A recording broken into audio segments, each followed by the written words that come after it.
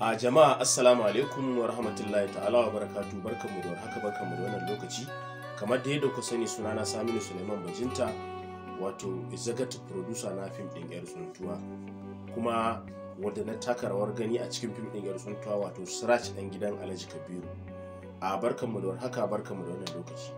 Kada ku manta, a wannan gaban ne muka kawo karshen yar tsuntuwa season 2, wato episode 26, episode na 26 muka kawo ƙarshen yar tsuntuwa season 2.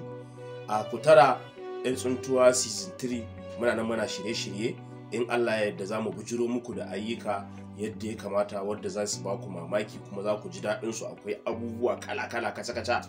To da haka kutara, muna buƙatar gudunmawarku, wato sharing, liking, comment.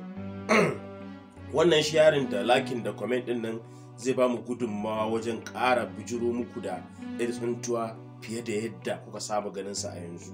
Sa'annan kuma wannan sharing din da comment da liking din shine zai sa mu dawo daga hutu da wuri. Ina tabbatar muku da cewa in za ku yi mana liking sosai, za ku yi mana sharing, za ku yi mana comment, ba za mu wuce wata ɗaya ba za mu dawo aiki, za mu dawo kan yar tsuntuwa season 3.